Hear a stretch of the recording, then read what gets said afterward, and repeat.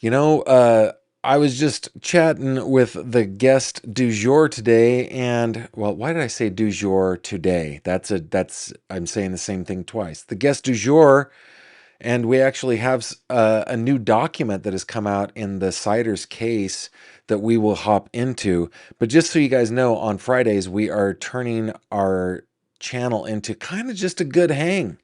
We're taking the regular whatever agenda that I normally have and just throwing it out the window.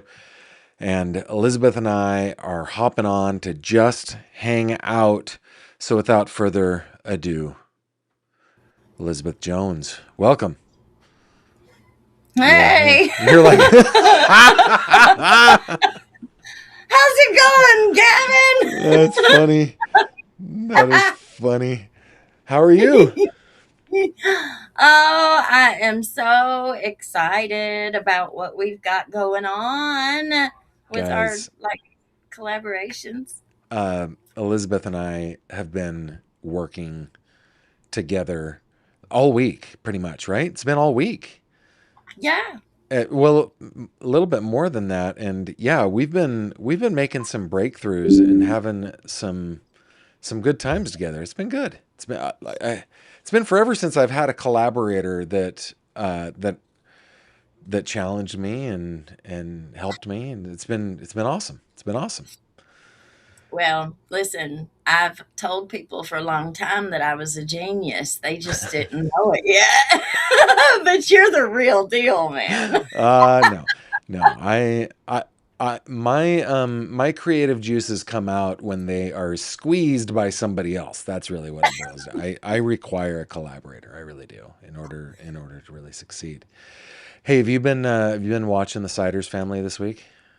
Yes, yes, yes, yes. We've covered it every day this week. It's the case that keeps on giving. It sure is. And there are a lot of complex questions here. Like, well, did you see that there was another case up in like the Albany, New York area where two kids under the age of 14 were taken away out of a home? And I mean, they didn't get the I guess following that the Siders did because it's only two, it's not 16, but same Yeah. kind of deal. They're living in squalor. The the kids had not been in school. There were 20 cats in the house, and like you and I said last Friday, out here in Appalachia, man, this is normal. Yeah, absolutely. I have six cats inside. No, five. One of them died. I've got five inside. And I got You've got four five outside. inside cats. Oh I my do. goodness. And I have a morning routine. Listen, I just said this the other night. I was like, anybody, I'm not the only one. Listen, half of your viewers have cats I like have that. two. I have two cats. Right. Good, good, good. So, cats are disgusting. They are absolutely the nastiest critters ever. And you have to clean their litter boxes. And even if you do clean their litter box every day and keep it clean, they still, if you have a pile of dirty clothes laying in front of the washing machine, they will pee on that pile of dirty clothes. Yeah. It just is what it is. And if you have a lot of clutter, if you have a lot of cats, then that's just what you're No, dealing that with. one of the things that there was a bless. Okay, there was a blessing in our life because I am a filthy animal. I'm not filthy. I'm just like I am. My office is dirty. It's gross. There piles of Amazon boxes and there are like bags of negatives that I need to scan and there are just things everywhere, right? Yeah. But that's the only place in our house that's allowed to be like that because we got one of those robot vacuums, Oh. and if your house is cluttered then it gets caught on things, and like this was a gift that I gave Kimberly 4 or 5 years ago. But if the house is a clutter, then that thing can't do its job, which means Kimberly is upset because she has to be doing that job. And so it completely changed our life. When we got cats, we were already a clean house. Like Yeah. there's not a pile of anything anywhere except in my office, and the door is closed. Like you can I see, like on the chair behind me, that is my drone and battery packs and a laptop just being charged, just sitting there. Nobody can sit there because I'm a slob. But no, and we have to clean up after That's like a multiple times a day thing. Yes. The Yes, the absolutely. our litter box. We have two litter boxes, one on the first floor, one on the second floor, and they're Mhm. each cleaned multiple times a day. Yeah. I have 4 rooms. That's all my house is. 4-room little shack. And with all the cats that we have, I have 1, 2, 3, 4. I have 4 litter boxes. And every single morning I have a routine. It takes me an hour and a half to go around and clean all the litter boxes out, and then I sift them out through the day, but every morning Yeah, is the deep clean, get them all done and sweep and get all that up because when they jump in and out of the litter box, they yeah. The leave litter in dust. the floor. Yeah, Yeah. And so you've got to sweep, and I can't stand to step on that. That just kills me. yeah. And so I'm always trying to sweep through the day, but I'm messy. Listen, I am a messy person. I just am. I'm always working. And so my kids are always, well, maybe it's my kids that are, really Oh no, messy. kids are disgusting. Kids are just Yeah. gross. I mean, I love them. I love those gross little creatures. But but especially teenage boys, it's Yeah. gross. I have to tell you. Okay, I have to tell you this. This is funny. Um, I was invited. I don't want to give too much information away. I was invited. Uh, I needed to cover a court hearing, and I was invited by a family to stay in their home because they were elsewhere. And Mhm. so they just gave me the code to the house, and I just stayed there, and it was really cool of them to do that. It saved me a lot of money in hotel and stuff like that. But after I'd been there a few days, the owner goes, "So did you see the basketball court in the basement?" I was like, "No, I didn't." And she goes, her boys were in their 30s now, and she's like, "It still smells like 13-year-old boys down there. It's just bad." So it was a nice place, really nice place, right? They had a basketball court in Uh-huh. their basement that did not get used and hadn't been used in years. And she's like, "I can still smell my boys when I go down there." It's I funny. see. I can't even imagine that kind of life. Oh yeah, it's way outside of my norm for sure. Yeah. Have you seen Yeah. the pictures of my darkroom in my basement? It Yes. looks like a They're great. dungeon. It's like a Yeah, but it's dungeon great. down there. It's great though. Pretty funny. But yeah, I mean, getting back to the whole like cat thing, with all these, I don't know how many the ciders had, but it looked like half a dozen cats. I'd say they were probably stray cats too. I don't think that people go out and bring these home, but maybe they do. I don't know. And then but they don't get them fixed, and they just keep having babies, and before you know it, a place can be taken over by cats, Yeah, quick, like real quick, like. And then that brings in other questions and with like animal control. You know, yeah. it's like animal control and social services are two of Appalachia's biggest No, needs. this case For out of real. New York, I think they I think there were 22 animal cruelty charges that they leveled at this couple. Not only did they take their children and do, child endangerment charges, but they did animal cruelty charges. And I actually really appreciate that. I wrote Yeah. an article today for the paper that I work for, about an animal cruelty case where a dude just, for some reason, he was done with his dog, and so he just killed his dog. Just, just killed his dog. And I actually got a tip from one of the. Uh, I shouldn't put too much out there, but I got a tip, and and I was super grateful that like they charged him with felony felony animal abuse, resulting in serious bodily injury or death. Yeah. Yeah, well, it's a very common thing. My neighbor over here is facing serious felony charges right now because, what was it, in 23, I think, 2023, he shot this neighbor's dog and killed it. Oh, well, she had to take it to the vet and they ended up having to put it to sleep, but nobody charged him. It wasn't no big deal. Cop kind of took up for him. Then it was earlier this year. He shoots another dog out of his window or off his front porch in the same neighbor's yard this time. And he shot the dog, and the dog went screaming up the road. And my neighbor got it on video, of course. Well, this time we had a new police officer, and he really pursued charges over Good. it. And so this guy, he's really facing some trouble right now. Yeah, that kind of stuff. It's shocking to me that the ciders don't have any charges. The pictures that have come out had cats inside. They may have been strays, but there were Well, cats inside, and they that started with strays, Gavin, and then they just gotta take them in.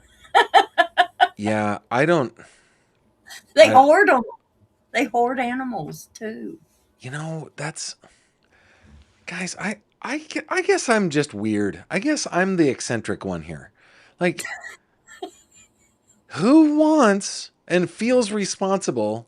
Look, okay, I know that there are people watching this right now that that are terrific people that feel empathy for like stray cats.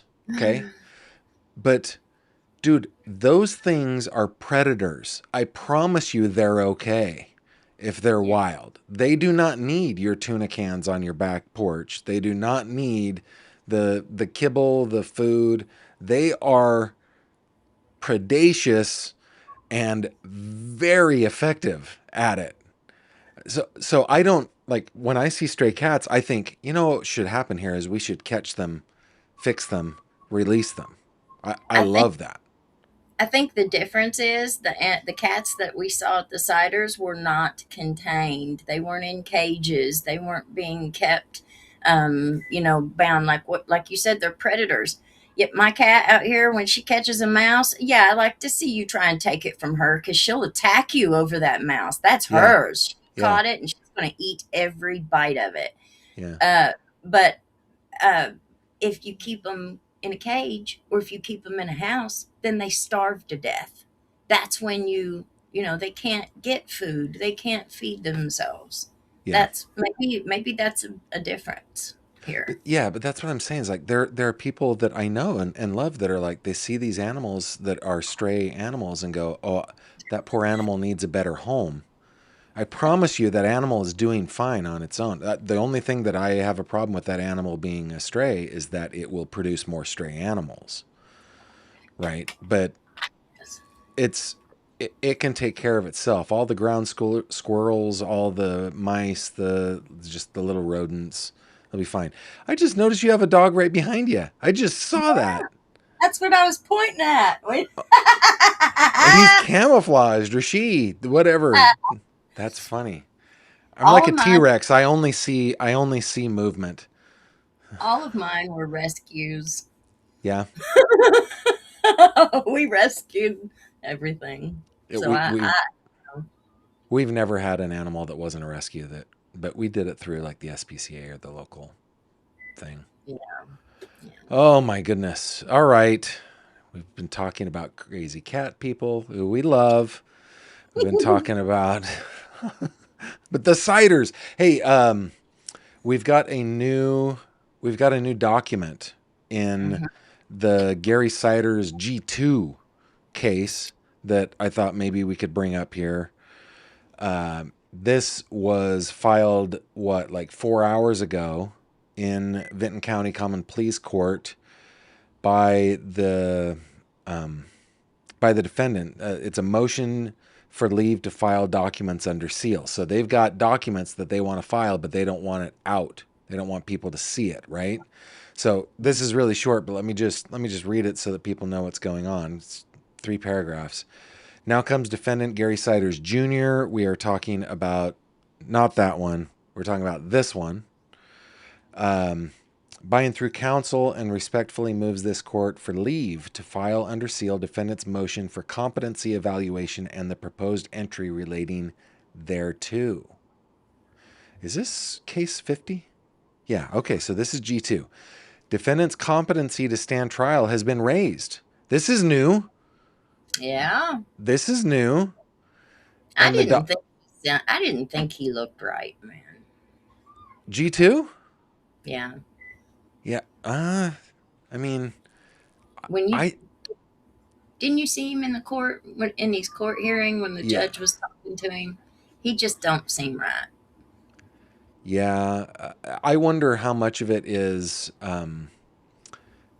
just born with a I don't know, mental illness or a low IQ, or how much of it is alcohol related or drug related or something. I don't know, but And none of them went to school, so I'd say there's a big IQ issue going on here. yes, I agree.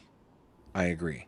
Okay, so defendant's competency to stand trial has been raised, and the documents at issue concerned defendant's present mental condition and request for psychiatric examination. These documents contain highly sensitive mental health information or information directly reflecting defendant's psychiatric condition, the public disclosure of which would unnecessarily invade defendant's privacy and compromise the confidentiality of competency related proceedings. Defendant seeks only limited sealing. Defendant does not seek to seal the entire case record, but only the competency motion, proposed entry that disclose or concern defendant's mental health condition and competency evaluation. No less restrictive alternative would adequately protect the confidentiality interests at issue because the substance of the filing itself concerns defendant's mental condition and need for evaluation. And they're always looking for what's the least restrictive thing to do, right? Good cause therefore exists to permit the filing of these limited documents under seal, wherefore defendant respectfully requests that this court grant leave to file under seal defendant's motion for competency evaluation and proposed entry related thereto. Order the clerk to restrict public access to those documents and grant such other relief as the court deems just and proper. That's new. That's new news. And isn't there a gag order in place already for Junior too? There's a gag order. Let's see.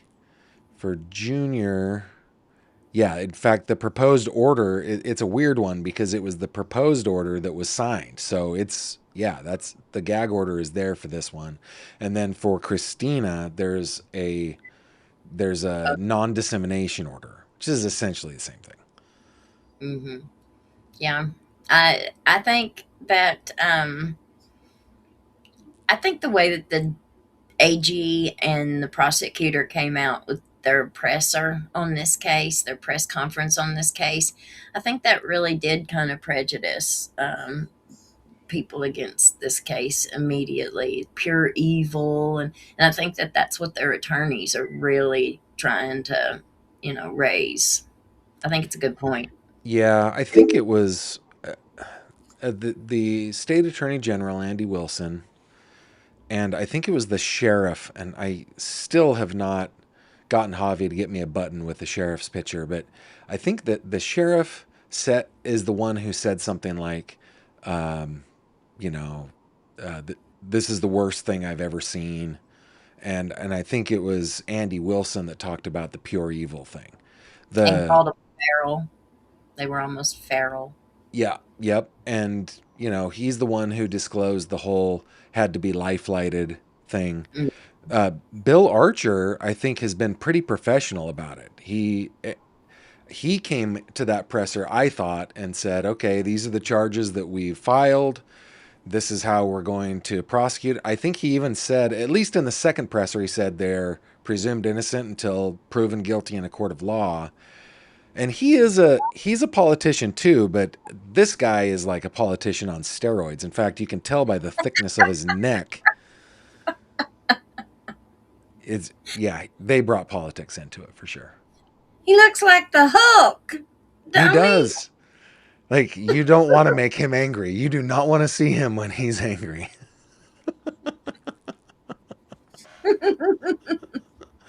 It's funny. So, Mm. hey, did you see the Tommy Stoley, the lawyer for Elizabeth, was on? Well, he's been on several things. He's like, what are the names of the lawyers? Mickey Stein's lawyers. Oh Oh, yeah, what are their the names? Hold on, Jeremy and Carrie Bartley. Bartley. Right, Yeah, they were all over the place. You remember that? yeah. Uh, Tommy Stoley has been all over the place, and I notice he hasn't requested a gag order, probably because he's enjoying the attention. Mm-hmm. But did you Good. see him talk about the like he's representing Elizabeth in the like case to the family law case too. Oh, is he? Yeah. Now I'm not caught up on the family court part of this. Do Okay. you know? So I'm not totally caught up on it, but I went over it yesterday. Here's the deal. The felony charges are very different from the family stuff, right? The Mm-hmm. if if the felony charges in and of themselves aren't enough to keep the children separated from the adults. A felony conviction probably is, but the charges are not. So if Elizabeth were to get bail in the family court side, she could move and argue to get custody back and could win it while she is still facing the felony charges. Good for her. I'm so torn about this case. This case has made me look at things so differently. How I so? can't even walk through my own house without thinking about it. Like I went in to clean my kid's room. I'm like, get in there and clean your room. And I went in there and I just like I thought I was sweeping over here next to the door and I was like, man, it just doesn't seem like it was that long ago that I just swept this corner out. And I've got cobwebs and dust bunnies and this all this stuff going around. I just look at my own house differently, because of this case. I don't think that the inside of your house looks like this though, right? I No, mean, it doesn't. But I still I'm a single mom and I've got two teenage boys, and they do not hardly do anything that I ask them to do around the house. And I'm working all the time. The yeah, last thing, if the dishes don't get washed, it's because I didn't wash them. I have nobody to help me, zero. And if I'm up doing that, then I'm not working and I'm not able, to yeah. make money, and I'm not, I don't have any help at all. And so it's hard.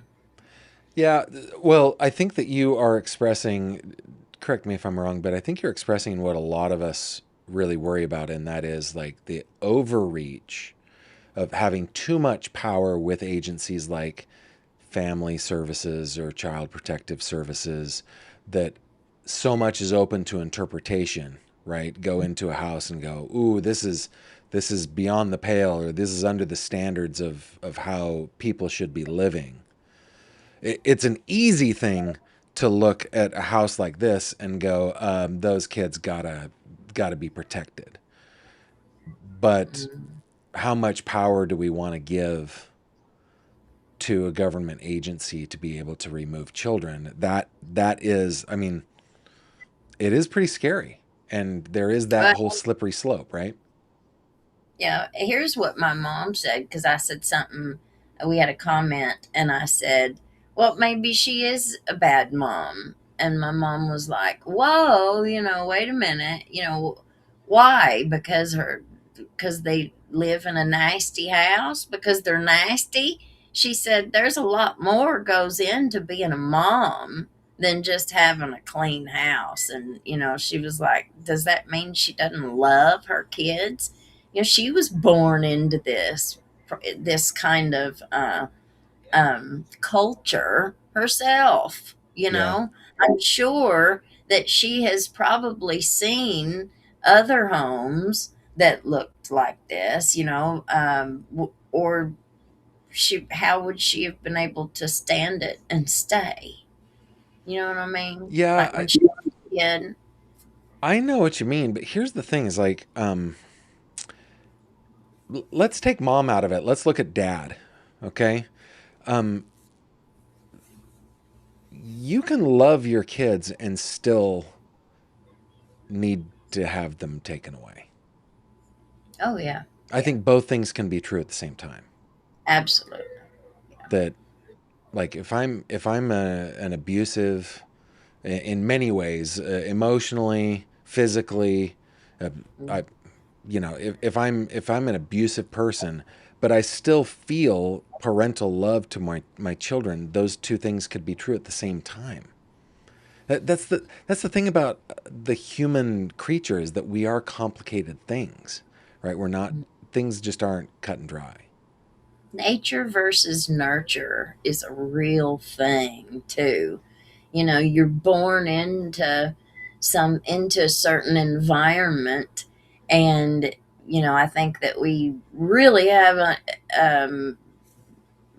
expectations that are not appropriate when we expect people to become something that they've never been. You know how hard that is to become someone that you've never been, Oh yeah. because it's impossible. Well, I mean, it's not impossible, but I don't know. It's just it doesn't happen very often. It's pretty rare. Yeah, you are describing exactly the book Bridges Out of Poverty. I'm Really, telling you, everybody, it should be required reading. Bridges Out of Poverty. Have I ever shared that with you?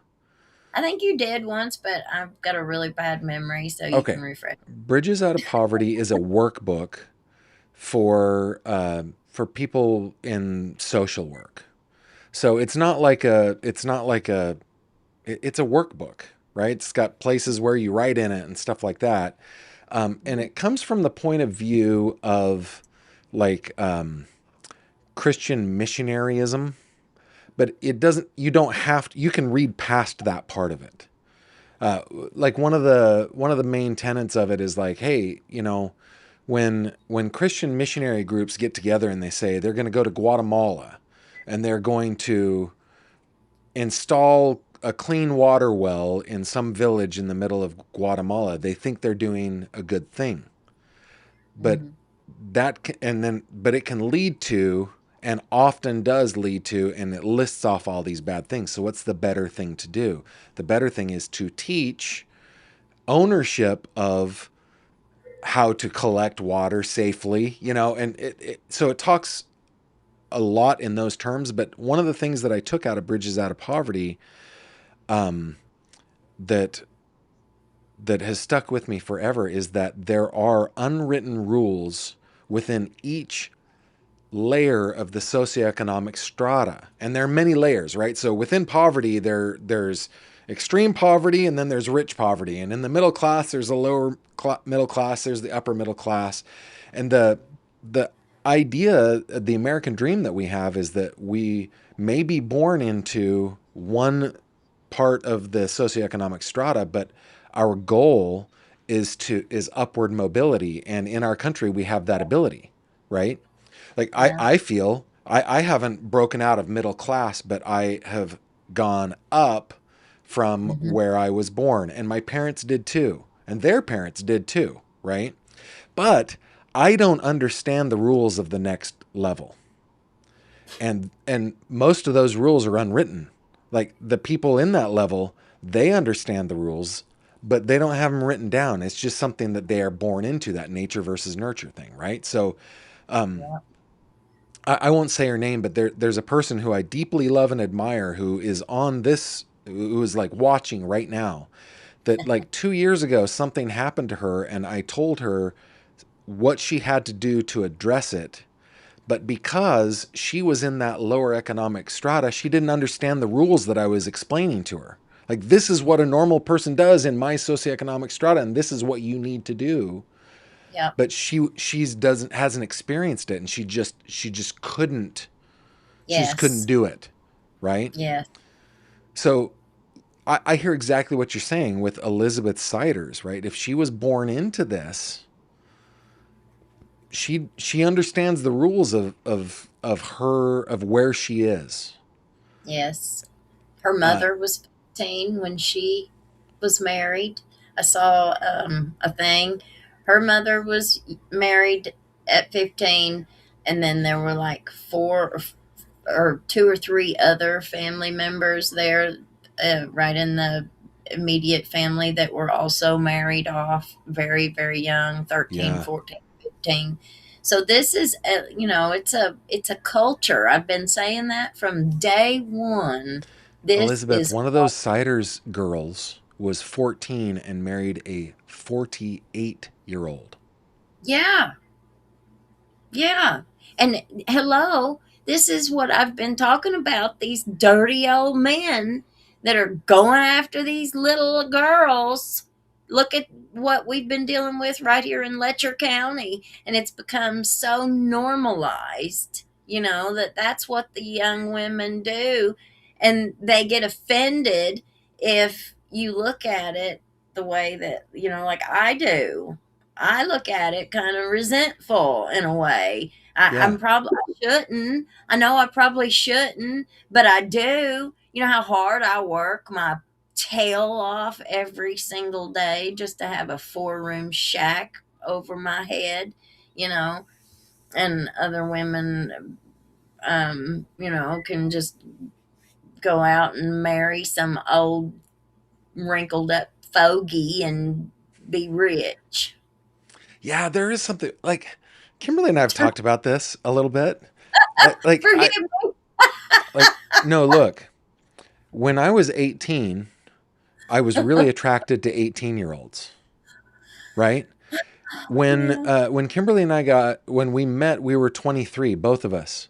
And at age 23, I was really attracted to 23-year-olds. 18-year-olds I were gross because they weren't gross, but it was like they had no that 5 year life experience hadn't happened, right? So they were kids, Yep. right?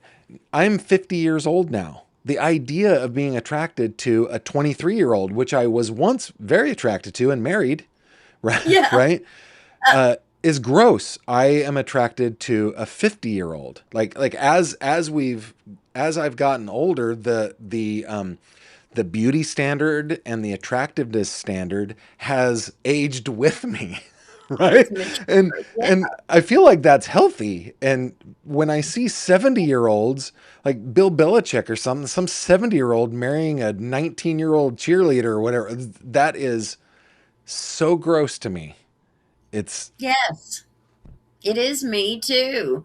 And I'd say a lot of us have our own personal experiences with that kind of stuff too, that brings a bias against it.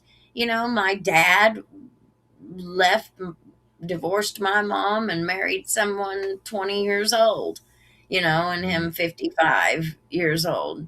And that kind of thing really affected me in ways that, I think that it affects most young girls when that kind of thing happens. But you think about it, there's only two sexes on this earth, female and male. So majority of us have probably experienced that at some point in time, yeah. a I parent or whatever. and you know what? Kids are definitionally stupid. And like, and heaven love them. I love them, but yeah, they're ignorant because they don't have the. They're definitionally ignorant. I'm not throwing like insults their way. I'm just saying that's what it is, right? And I saw this. What is the name of the woman who, when she was 16 years old, was married off to that creepy 50-year-old actor from The Green Mile? Anyway, she's become I'll have to look it up, but in fact, I have it on my Facebook page. I can look it up quickly. But the she's now like she's 31 or 32 years old, and she's hearkening back to this Funny or Die skit where Jason Alexander from Seinfeld was full on like touching her breasts in this skit when she was 16, 17 years old because it would be funny, right? Well, at 16, 17 years old, she thought it was funny too, I guess. But she was a kid, right? Mm, She couldn't consent to that stuff. She was a mhm. she was a stupid kid, the way all stupid kids are. Here she is. Her name is Courtney Stodden. Uh, Well, back then, it probably, they didn't think about it. Yeah. yeah, Okay. yeah. So in this picture, she's 16 years old when she's married off to, is his name Doug something? Doug Hutchison, right? And this was back in like 2010, 2012, something like that. Or it says right here 2011. Um, she's 16 years old and her mom signs off on it. She's marrying a 51-year-old gross dude. I, And he is disgusting. The only yeah. reason she married him was for money. Well, and I think her mom married her off for the Mm, money, right? yeah. Like she's Yeah. 16 years old. And she ended up going through like plastic surgery. Like, dude, what 16, 17, 18, 25-year-old woman needs plastic surgery? Right? They're in the prime of their life, but this creepo was having her augment this and, paralyze that and bleach that, it was like crazy. It's Yeah. gross. Yeah, that's a very think about it. Oh, Diddy, P Diddy, we got our own white P Diddy lawyer right here in Whitesburg, Letcher County. That kind of thing happens, and I think that I've been hollering um, sex trafficking and human trafficking. That's exactly what this is. That's exactly what this is. But you've got a lot of well, not with the ciders, but like down this way in talking about it down this way, it's organized crime. But you've got a lot of really important people part of that kind of stuff that before they never saw it that way. They saw it as just the good old boys having fun. Here's the thing though. Like with the ciders, if we're talking about a 14-year-old girl marrying a 48-year-old man, that girl was trafficked and people were in on it. Courts were in on it, the judge who signed off on it, the clerk who filed the paperwork, the parents, the like it they may not be all that organized, but that It's still a that child was system. trafficked for sure. Mm-hmm. Yeah. Yeah. Ah, yeah. So I mean, what we're falling on here is, or what we're coming to here is, this is a case that's complicated. We can simultaneously be horrified that 16 children were in squalor with these four adults that appear to not have four total brain cells to rub together combined, and we can be horrified by that and applaud the system that would take them and clean them up and find places where they're safe and provide. The state of Ohio granted Vinton County $1 million, Mm-hmm. $1 million A lot. for the first year of the care of these 16 kids. And now say what you told me before Well, we came now on. there's incentive for Vinton County to keep those kids Yep, because there's money involved. yep. Lots of money. Oh yeah, there'll be another $2 million probably before the end of the year that's granted to Vinton County. And what does that do? That pays psychiatrists, therapists, doctors. It pays for social workers. It pays maybe for foster care families. It pays for a lot. So now all of a sudden, a lot of people are dependent on, or maybe not fully dependent, but at least partially dependent on that money, and it becomes an incentive structure to keep those kids in the system, whether Yeah, it's right or not. yeah. There you go. And you think, we've kind of been dancing around that very topic down here. How they've kind of the system kind of is skewed in a way that it gets you once it gets you in the system, Yeah, then you kind of grow up in it as a juvenile. Once if you get in trouble, say you get caught DUI at 16, and then you go in, you were going in front of what was called a DRC or something like that here in Letcher County, a juvenile judge, which was the Daniel Dotson lawyer. Anyway, that was um, Dotson. yeah, yeah. And so those young girls then grow up out of the system, and it's like, oh, well, if you get in trouble again, you call me, And right? it becomes a funnel for him Well, I don't know about him or necessarily, others. allegedly. Yeah, yeah. Well, but then as they grow up and they age out into adulthood, and then they start having babies, and then they start going through like family court situation, a divorce, say, custody battle, and then they're back in front of, guess who? Yeah, Dotson. yeah, They're back in front of Dotson saying, hey, I ain't losing my kid. Don't let me lose my kid. And so, maybe dad's even got physical custody of the child in his, for 3 years. But DRC might just make him pay child support to that woman, even though the dad's got the kid. mm, See what I'm saying? I They do can follow. they can do whatever they want. I had somebody tell me that their lawyer said they wanted to move to a different county. They didn't leave the state of Kentucky. They just wanted to move to a different county. Talked to their lawyer. Their lawyer said, "Yeah, fine. That you can do that." And so he said, "Well, I want to make sure before I buy this house." And they were like, "No, you're good. Buy that house." He said he went and bought the house, was there, had established himself, and the next thing you know, the judge here in Letcher County was raising all kinds of cane, saying that he couldn't do it, made him move back here.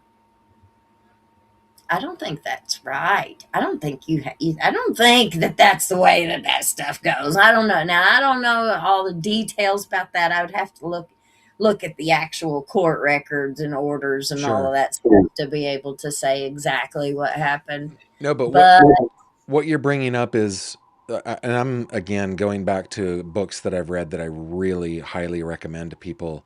Freakonomics and Super Freakonomics is something that everybody should read. Again, it human behavior is largely impacted by incentive structure, right? And so, and that's what you're getting at here. And let's see, Jane says Elizabeth's mom married 48-year-old at 14. I Is that correct? I thought it was Chris. Let's. I thought it was Gary.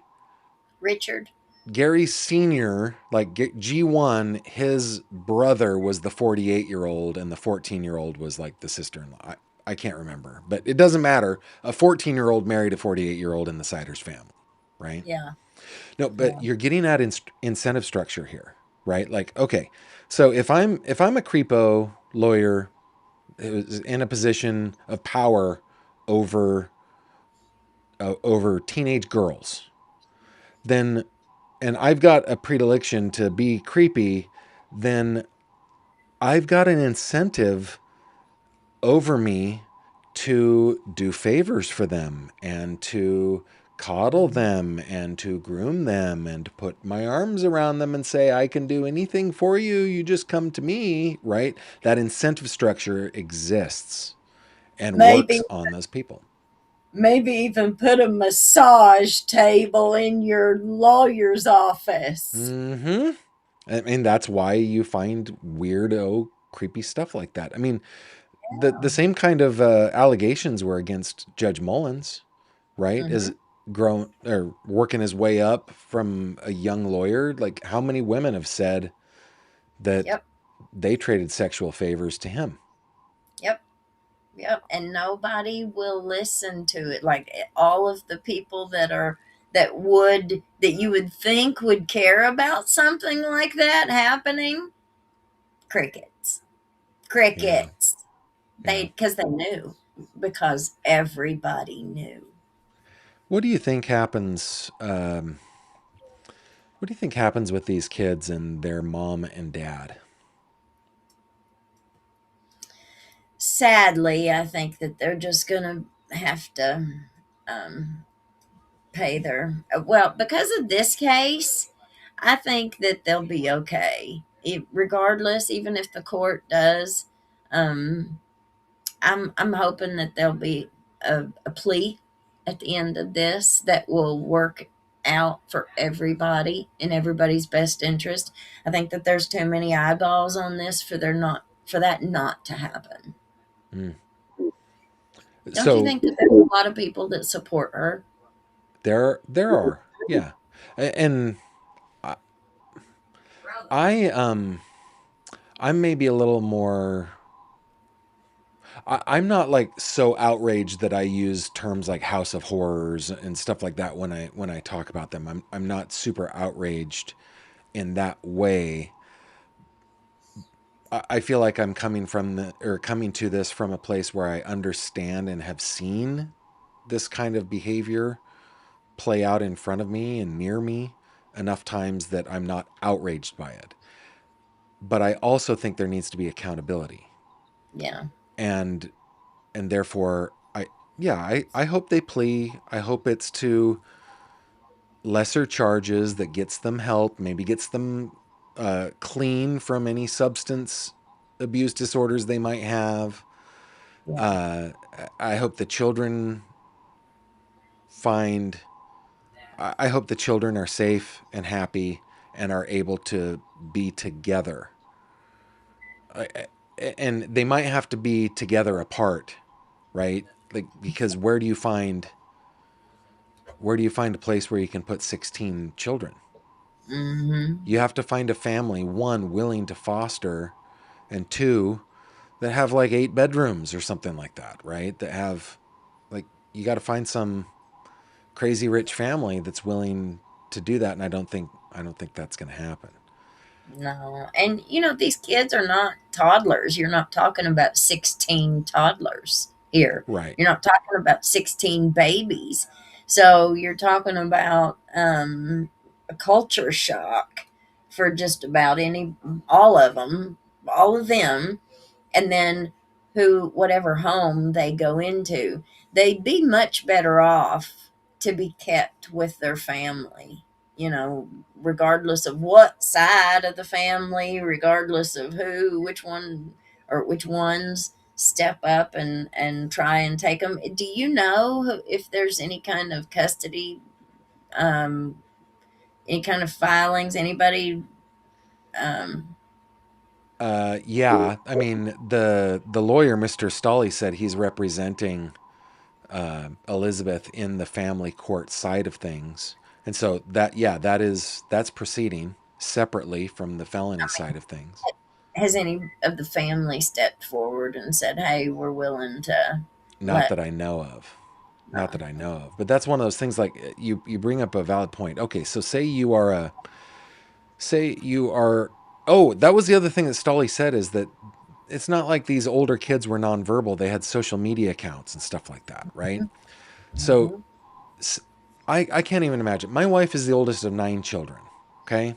So say she, and when she talks about her little brothers and sisters, it's, I don't want to say that, I don't want to overstate this because my wife has wonderful parents who were parents to all the kids, but as the oldest of 9 children, she does feel her relationship is a little more parental than it is like sibling, right? Mhm. She feels responsibility for these kids, and that these kids that are all in their 40s, 30s and 40s now, but like she still feels that toward her little brothers and sisters, that, oh, I remember helping potty train him, or I would help him with his homework and all that. So she feels that. So if you're looking at these 16 kids and they're not, like, they are verbal, they are normal teenage kids, they have social media accounts, and they've been stuck in a house with these little kids, they're going to feel that same kind of responsible responsibility type love toward the little ones, and now they're being pulled apart, right? Mhm. Oh man, can't even Yeah, imagine. there's a whole lot that goes into this. It's very complicated. I think that they need a lot of prayer. This is something that God can sure work out, and I believe that. Mm, Yeah, but here's the thing: accountability for who? Are we trying to hold Elizabeth Siders accountable for? I mean, so she became a mother. She's not any longer that 15-year-old girl who went into that family. yeah, Now she's a 33-year-old mother of 20 kids, right? yeah. And so, regardless of what kind of victim she was or wasn't, regardless of whether she was taught, influenced, it doesn't matter. Still, every single day, she woke up and she looked at the kids and decided to stay in that. You know, she Hmm. made the decision every day to stay in that. Now, is that criminal? I don't think it is. I think that um so I don't know where does the accountability lie. Do we want the accountability to have, you know 50-year-old men marrying young women, or, well, in this case we're not really looking at that, but um I don't know what's the accountability. What, that they just had a dirty house and you've got to do better by your kids? I feel like you're understating the level of filth, though. Well, I mean, It I wasn't just know a dirty house. It was bad. It was an unhealthy house. It was a house that was doing harm. yeah. I Where were they supposed to go though? Like, well, where here, what? okay, that is a good question. But okay, Like, they didn't in have any garbage bags. They didn't have any paper if they had wanted to do anything, where would they have started? 211, Huh? yeah, like, pick up your phone and dial 211 in every county in the entire United States. There are services available to everybody, and there are social workers that are happy to help. That's Well, the there you go. so that's the There thing. Like, and I live there in a poor county, right? I live in a poor county. uh I don't know where it stacks in the Commonwealth of Pennsylvania, but we're not Philadelphia County, we're not Allegheny County, we're a rural poor county. Mm, But everywhere I go, if I go up to the Walmart near the bus stop, there's a thing saying the United Way and dial 211. And, yeah. there's an entire campus.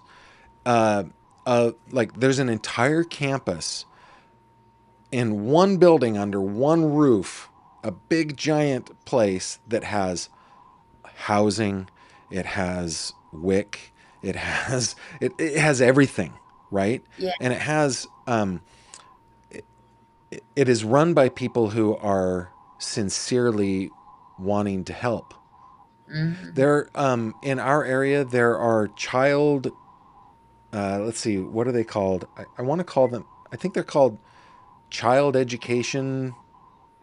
Anyway, there are like these private organizations that work on grant monies from the state and from the feds and from the county that provide daycare and education for little ones, pre kindergarten ones.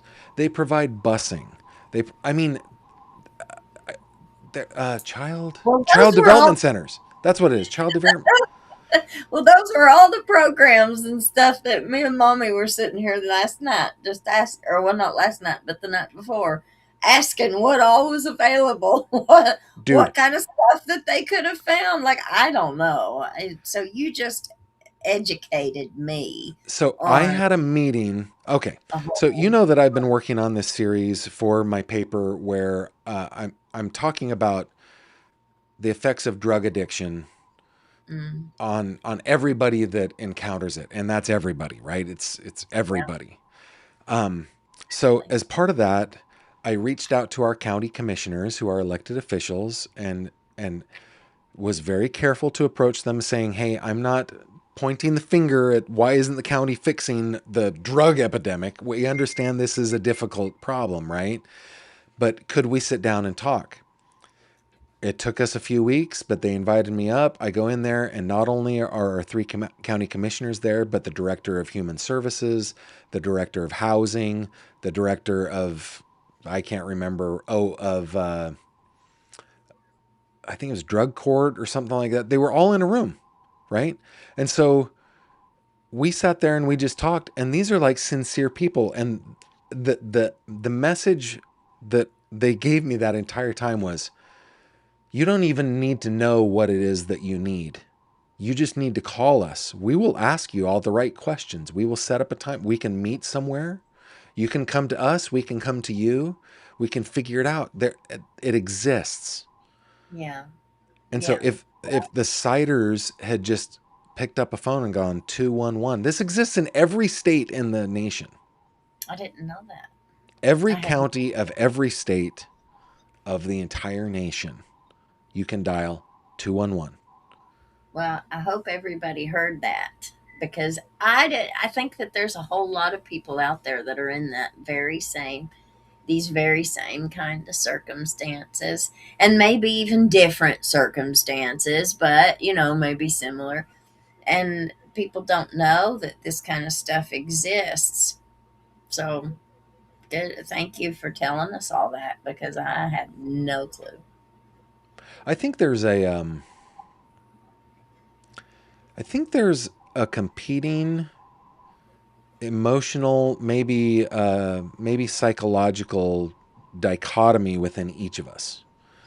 And it is this. It is the recognition when we need help, Mhm. and the pride to not ask for it is constantly in tension. And like, you look at the ciders and you look where they're living, and I mean, maybe it was I don't want anybody to see what I'm doing here.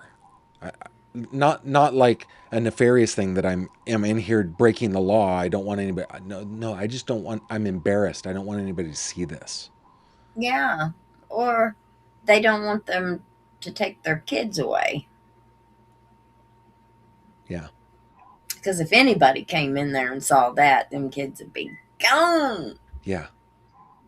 quick. But it might be an IQ thing too, though, because like, honestly, I could walk into that house and say, okay, I need snow shovels and I need a burn pile. Who's helping me?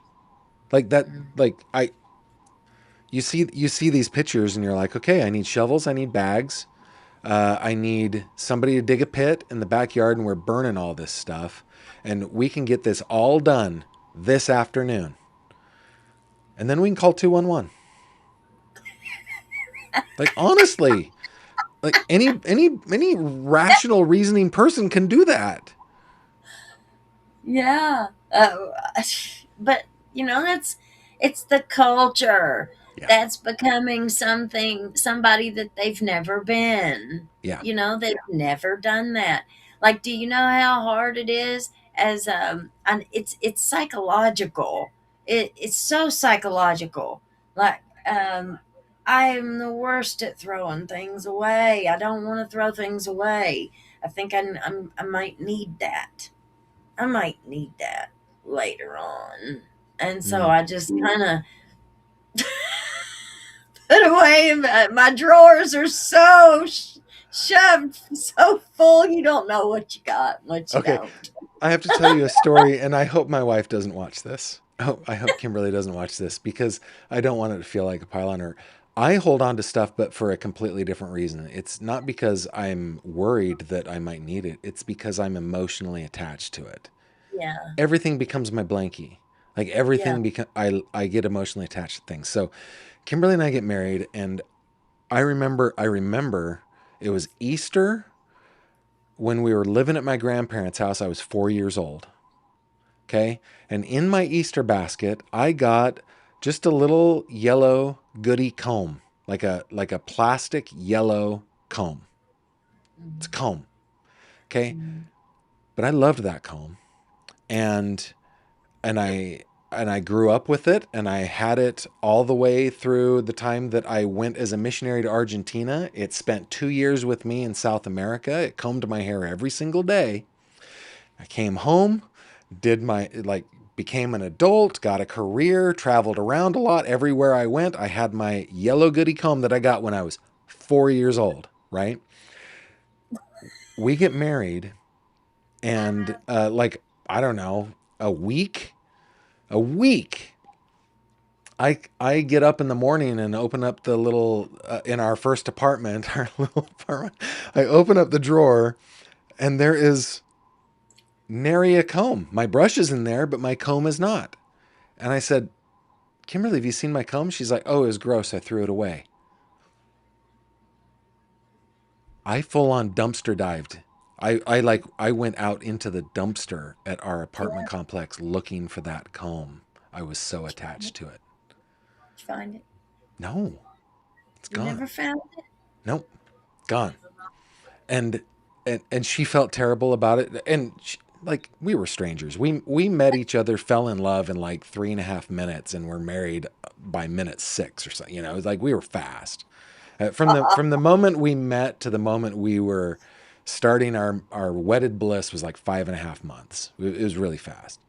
So we didn't know each other. Those little idiosyncrasies about each other, right? So she got me the closest thing that she could get, which was a blue goody comb, right?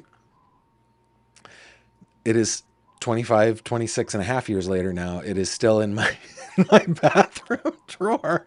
Like, do not get rid of this comb.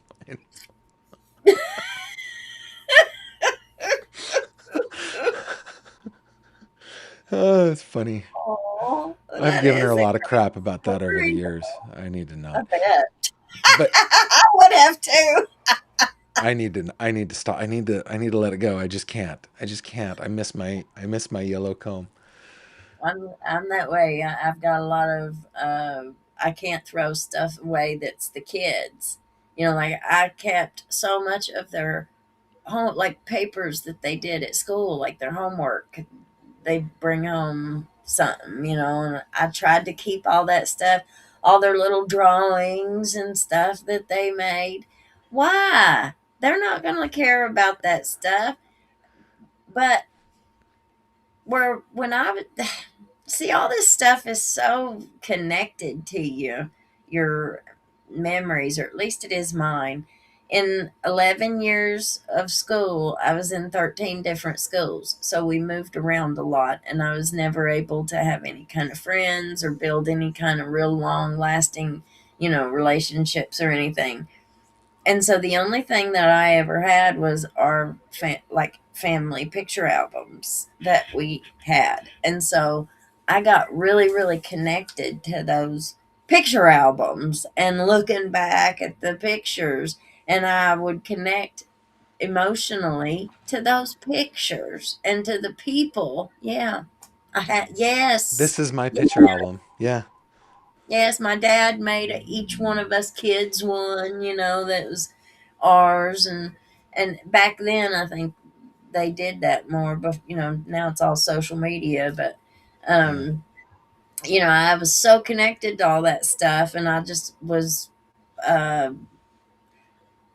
it it almost gave me a very unhealthy expectation, like a longing, I don't know, something. Yeah. I had to get to a point to where I had to separate from that in a way and let go of it. I had to be able to, really let go of the things on earth, that will Yeah. corrupt, and you got to put your treasures up in heaven. That's a Well, hard lesson to learn, ain't it? well, something you said about like I said a rational person could just go in and know what to do, clean that place up, burn out all the bad stuff and everything. And you brought up, rightfully so, it's cultural, right? Mhm. And that goes all the way back to the conversation bridges out of poverty. It is culture, and I don't understand that culture because they're in a different Right. culture than me. Yep. And they don't Absolutely. understand me, Yep. right? So I don't know what we do. We just work harder to try to understand one another. Yeah. Well, I think we're doing pretty good on that aspect of it. Life has changed. Technology is advancing so much. Social media is advancing so much that we're finally able to see other cultures, right? The real parts of other cultures, not just what the news networks wanted you to see. Now we're getting deep looks. Everybody's got a phone. Yeah. Everybody's got a camera on their neighborhood. Oh, speaking of cameras, real quick, before we call it a night, Yeah. tell us about that Doug Harless case. I Oh yeah. cannot, guys, I cannot believe this. Okay, I will not interrupt you. Tell them about this case. Just briefly tell them about this case. Just quick, a lot of our people already know about it. Doug Harless was a man 2 days before Christmas. He was in bed and got a knock on the door. Cops started beating on the door. So they went to serve a search warrant on 489 Van Zant Road. They ended up going to 511 Van Zant Road, kicked the door in, and as the sleepy homeowner is coming through from his bed at midnight, find out who's beating on his door, he had his gun in his hand. Yeah, He got out of his side, his nightstand, and he's walking to the front door, and the cops kick the door in, and surprise, there he's standing, walking towards the door, and the cop sees the handgun in the guy's hand and just starts shooting. hits him like five Shot times, right? him 5 times and kills him. And then And they're at the wrong home. after they've shot and killed him, the girl officer says the floodlight comes on. She looks up and sees that they're at the wrong address, and she goes over and tells her sergeant, "Hey, Sarge, we're at the wrong house." No, Bill, nobody's been held accountable at And all. why were they there? What was the warrant for? A stolen weed eater. Whose weed eater was stolen? The judge executive, well, so the property that they say this stuff got stolen from was the judge executive of Laurel County And in I London. understand that the police force that was there, that wasn't their jurisdiction. That was out in the county. That should have been the sheriff. And So to me it sounds like the judge executive gets his crew because he's pissed off because his stuff has been pilfered, sends them out in a place where they have no jurisdiction, no body cameras on, mm-hmm, to do a midnight raid, mm-hmm, and they hit the wrong house and kill an innocent man. hmm And I have done extensive analysis of like all the evidence. Like I've really dug into this case and just everything because we've got the entire case file. And it one of the things that because you know as much as I do when it comes to like warrants and stuff like that. When you start looking at this stuff, um, look at what all they put in the warrant, the search warrant. Look at and see what all they put in the search warrant. They were looking for drugs. They were looking for car parts. They were looking for all this stuff that didn't have anything to do with a weed eater. You know, like the search warrant was written so broad that I mean it was just there's none of it, absolutely none of it that looks So the legit. Like Kentucky State Police is called out there because they've just shot and killed a man in the house that they shouldn't have raided. And I guess the KSP does an investigation. I don't know how I feel about this quite yet, but the the prosecuting attorney, the prosecutor puts it in front of a grand jury and the grand jury does not indict, right? hmm So no way. why is the KSP put out everything? Well, they put it out because for transparency, because there was just so much outrage over this. You know, how do the city police go out into the county where they have absolutely no business being and they didn't have not one member of the sheriff's department that even knew what they were doing, let alone was with them. So it was a complete task force of city police officers, and you know the people were just really really upset over it, and they wanted some accountability over it, but nobody's ever gotten any. So that So anyway, the Kentucky State Police they put this out, I guess, to say, hey, this is what we did. You know, we didn't have nothing to do with it. Um, we just because investigated this. Yeah. yeah, yeah, That but whole story that the floodlight wasn't on is bullcrap though, right? Because the floodlight was on when they got there. yep. And when you look at the pictures, 511 is right there on the door. Well, there's a video too. There's a security video of the shooting from the neighbor's home. Yeah. So we've got a ton. Now tell everybody what we're going to start Yeah, doing. we're gonna cover this case over on our Facebook pages. So if you haven't followed us on Facebook, it's really easy to find both of us. You just search Gavin Fish, you search Hillbilly Crime. I'll put a link in the description to both of our Facebook pages, but we're going to start doing this over on Facebook. Uh, we feel like it's a little bit different of a thing that we're going to be doing rather than the daily kind of live streams about what's going on in the world right now.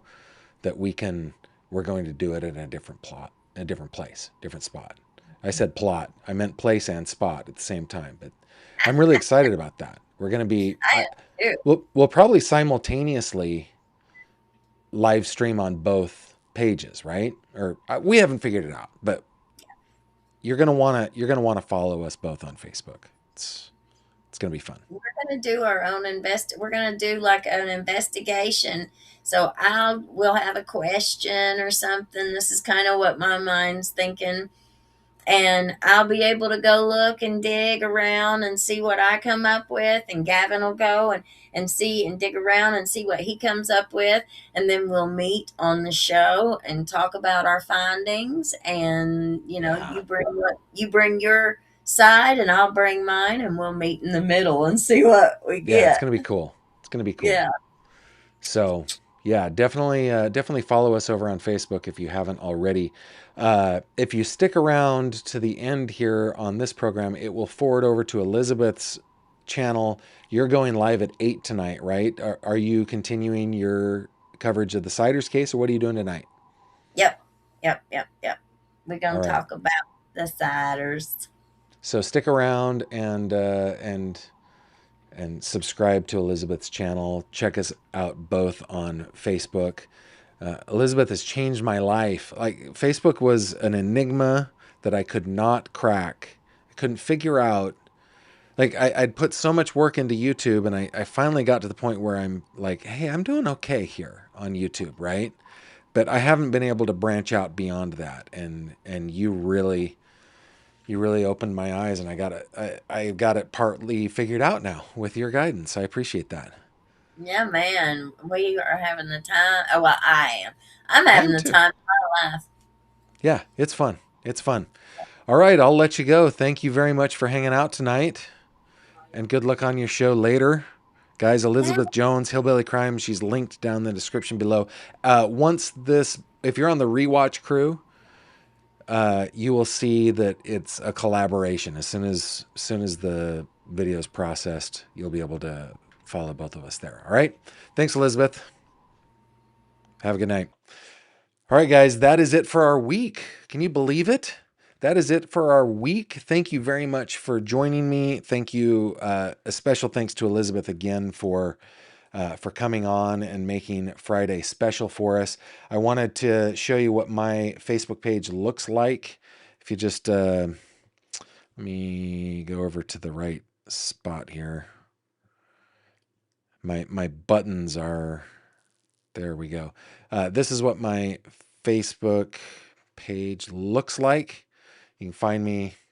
Yeah, it just looks like everything. Everything looks the same. So that's if you just look for Gavin Fish, you'll find me on Facebook. If you look for Hillbilly Crime, you'll find Elizabeth on Facebook. And with that, I hope you have a terrific weekend.